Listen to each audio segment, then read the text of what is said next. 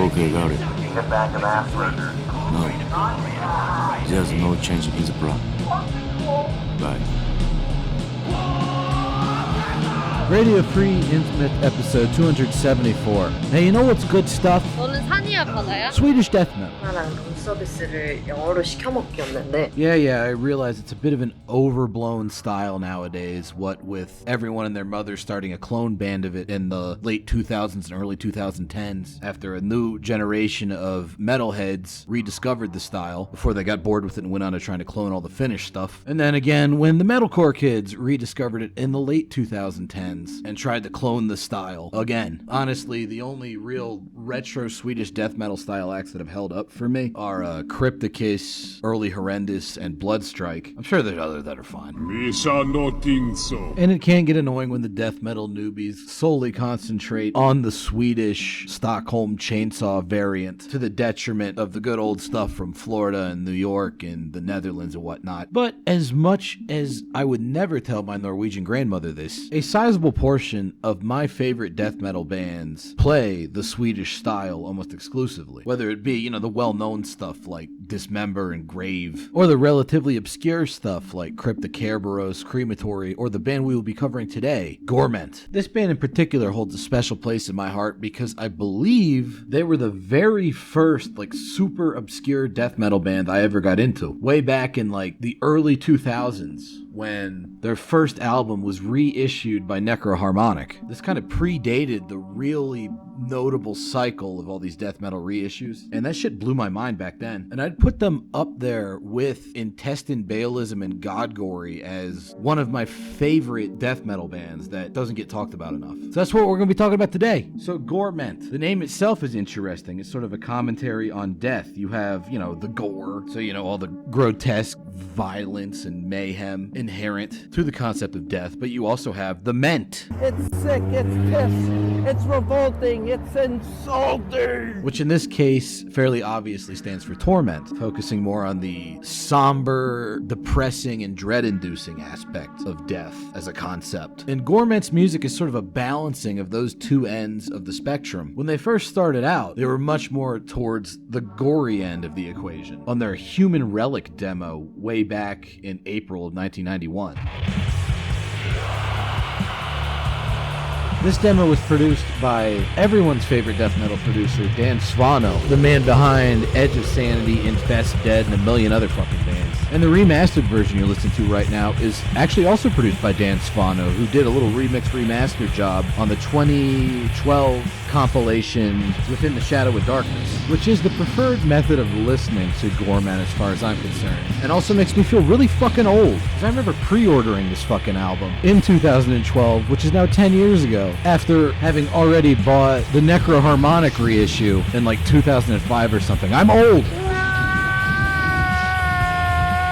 But there is one thing that has aged very well, and that is Gorment's first demo, which provides a unique blend of death metal, including a noticeable grindcore influence, particularly during the very blast beat-driven sections like the one you're hearing right now, which honestly were definitely not the norm for Swedish death metal at the time, with a heavy dose of the dark, gloomy, and doom metal-y. So doomy, in fact, they even utilized church bell sound effects.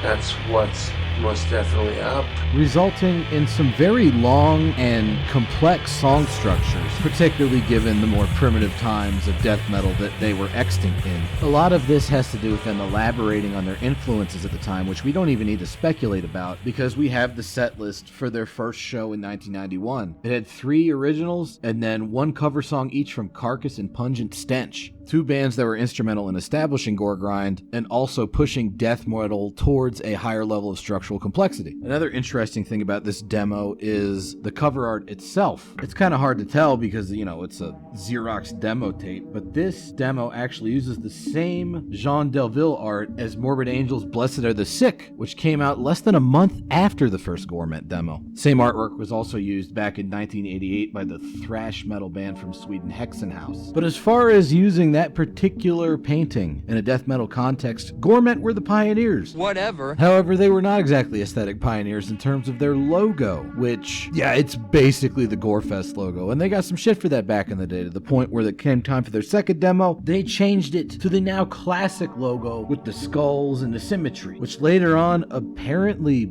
Bloodbath ripped off, or at least paid tribute to. I mean, yeah, they're pretty fucking similar, but Gorment's such an obscure band compared to Bloodbath that I almost wonder if they're just saying that now to cover their ass. But at the same time, Dan Svano was in Bloodbath, and he did produce the Gorement demos, so who knows? I was never that big on Bloodbath. I know for a lot of people that was their introduction to Swedish death metal in general, but not me, not for this guy. I actually got into Swedish death metal just because I saw the cover of Dismember's third album, Massive Killing Capacity, and I was coming out of my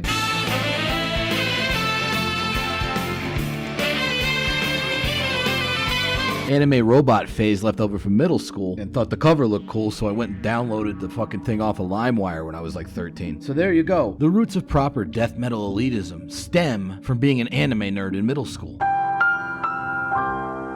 When it comes to this second demo, now with the much fancier logo, they're still very much within the gore end of the spectrum, but definitely pushing towards the ment. You ready? You ready? You ready? You ready? You ready? You ready? You ready?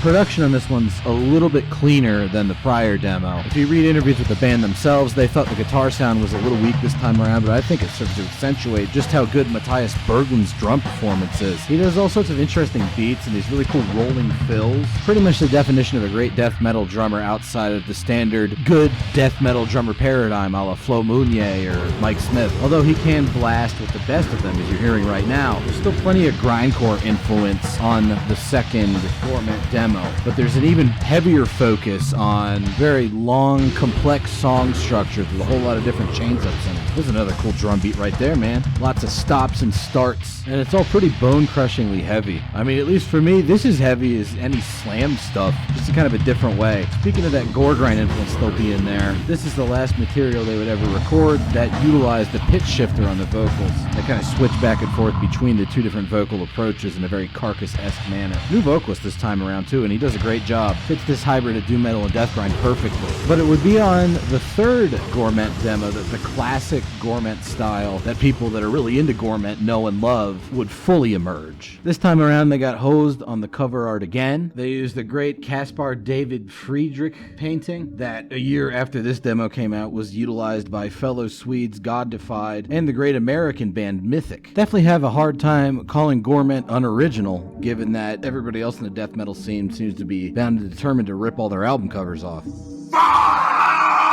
Pretty major stylistic shift on this one, most notably in the heavily lead guitar oriented nature of the composition, which really wasn't a big thing for Gorement before, but will be a huge thing going forward. This record also tends to be a lot more consonant and melodious than what came before. It's still very dark in atmosphere, and there's still plenty of that sickening sort of gore grind crunchiness to it, even if the music is a lot more meant than gore at this point. You know, cookie cutter behavior. The drum performance continues to be a major standout on this release, allowing them to do really interesting things like taking that mid-paced riff and sort of putting it in a grindcore structure before jumping back into the doomier stuff, and then immediately grindcoring it up again. But you'll notice that the grindcore riff right here has that sort of almost black metal melodicism to it, which is further underscored by the reappearance of that very noticeable lead guitar. Really like that spooky tone that it has to it. The cleanliness of the lead guitar contrasting with how dirty the rhythm guitar is. And speaking of contrast, check out this weird fucking section. Led entirely by clean-toned melodic bass lines and this almost backward-sounding drum beat. Definitely not the kind of thing you would have heard on any demos they did prior to this. And that begs the question, what the hell happened between the second and third Gorement demos that precipitated this massive change in style? For that, you only need look to interviews both from the time and retrospectively, where they mentioned the band Paradise Lost as one of their major influences. Now, Paradise Lost, back in the early 90s and late 80s, was a great British death metal band. Alright, listen! Look here, bruv! One of a few from that country that started out sounding something like...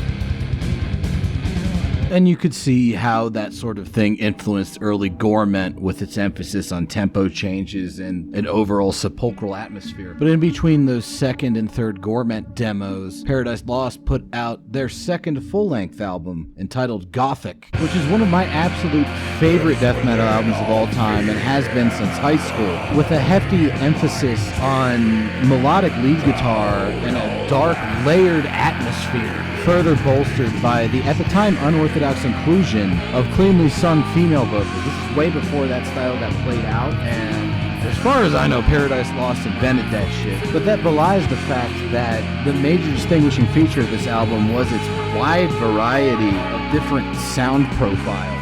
The watery lead guitar, the layered, distorted guitars, the clean vocals, the decent amount of nice symphonic orchestration and synthesizer usage. And this in turn begs the question, what caused that massive jump between the first and second Paradise Lost albums? And if you were to read interviews with Paradise Lost at the time, it had to do with them listening to a lot of Fields of the Nephilim, who are not a metal band in any way, shape, or form. They're a goth rock band, albeit one of the heaviest sounding exponents of that genre. And you could see how their layered sonic approach would push Paradise Lost into these new musical landscapes. They took what they were influenced by at the time and worked it back into their death metal sonic template. And that in turn influenced Gorement a whole lot, who shifted their sound based on the newer Paradise Lost music they were influenced by. And honestly, I think Gorment's later material is a much better follow-up to Paradise Lost's Gothic album than anything Paradise Lost ever recorded after like 1992.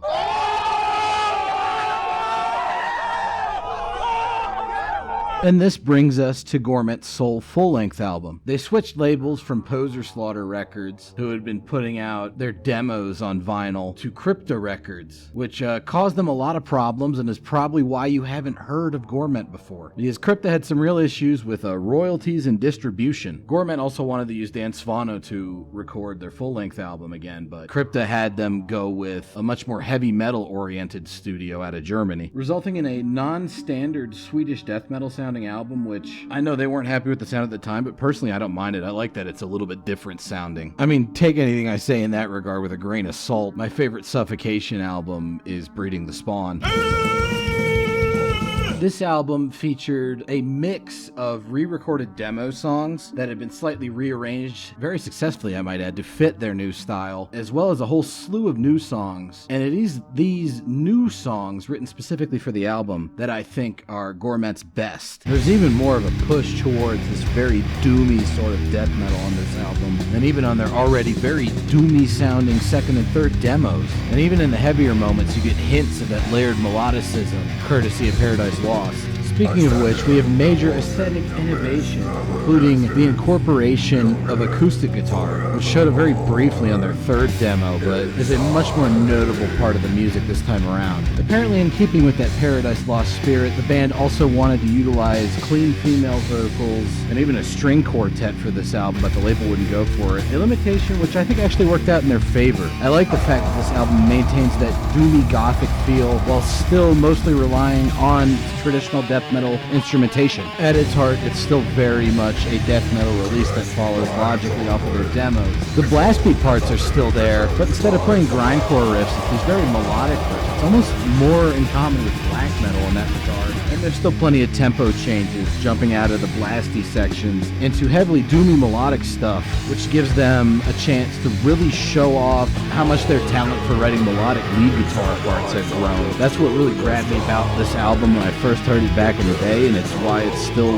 one of my favorite death metal albums of all time. But now we're getting to what I really wanted to talk about in this episode, which is Gorment's post full-length album career, because Gorment's already terminally undernoticed, but I never heard anybody talk about their 1995 promo tape they put out a year after their full-length album. This right here is the real reason why you want to get the Within the Shadow of Darkness compilation for your Gorment listening needs, because it includes all 3 songs from it. It's sort of a deceptively structured tape because the first song on it isn't really that out of the ordinary for 1995. I mean, it's Death and Roll. Death and Roll that's way better than just about every other death and roll I've heard barring Zisma, but it's death and roll. They made Jimmy Carlson change his vocals up, which apparently he was not happy about, and the rest of the band also regret doing. And he actually ended up leaving right after this to join the black metal band Grief of Emerald. But apart from that, it's pretty fucking solid death and roll, and it follows up on a lot of Gorement traditions, such as their penchant for drastic change-ups and songs with a whole lot of different contrasting sections to them. But yeah, if you had only heard this song off of the album, I could see why you might not be that excited. It's the other two songs on this promo tape that really catch my ear and are some of like the best, I don't know what you would call it, epic, melodic, doomy death metal I've ever heard. Really interesting follow-up direction to that full-length Gorement album, leaning much more heavily into the very expressive lead guitar melodies, which are a lot more heavily layered this time around, bringing forth this very heavy metal sense to the music, which was also hinted at in their wacky little death and roll experiment. I like it a lot more in this context, though. I also think Jimmy Carlson's newer vocals fit this kind of material a lot more than they do the death and roll stuff. Instead of being kind of goofy, it sounds a lot more harsh and desperate, and it fits the very emotive character of the highly expressive guitar melodies. Speaking of which, you're about to get hit with some of the best of all time. Right here, right the fuck now, dude.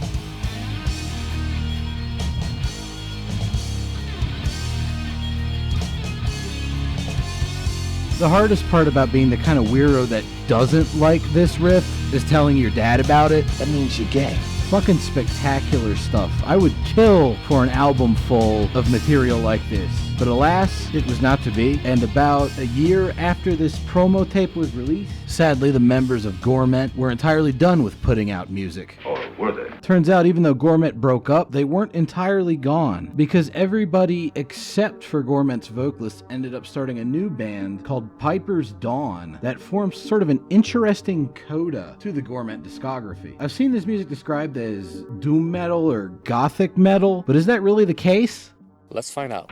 Well, it certainly seems to resemble later Sentenced quite a bit. Don't know if that was actually an influence. I think it was more a case of convergent evolution, a band moving away from death metal into more melodic realms. I wouldn't really call it doom metal or even really gothic metal. I would call it much heavier than average power metal. I mean, this is straight up a fucking Manowar riff, dude. And with the inclusion of that lead guitar, it very much continues the sonic template they were hinting at with the last two songs in that 1995 promo. But there's one major new ingredient, that being cleanly sung female vocals. They finally got around to including those in their music. And I think they're pretty darn well done. In fact, it reminds me a lot not only of the underrated post-Triskelion project Symphony of Sorrow with Saga on vocals, but also the amazing Japanese band Aphasia with its combination of very heavy riffs and very emotive vocals. Again, I'm not saying Aphasia was an influence on these guys. I don't even know how many people were aware of Aphasia outside of Japan in 1996. But it does have me wondering whether or not there's some secret pre-Aphasia death metal band that we don't know about. If such a band does exist, they're probably really fucking heavy, because Piper's Dawn is great, and Gorement is some of the best heavy, nasty, yet also melodic and atmospheric death metal of all time. I don't know. Something to think about when you're listening to Gorement, which you should do all the time, because Gorement is a top-tier band. Hopefully I've managed to convince you of that over the course of this episode, but even if not, thank you for listening or watching or whatever you did, and I'll see you next time. I've done everything I can to make sure I'll never be accepted in academia.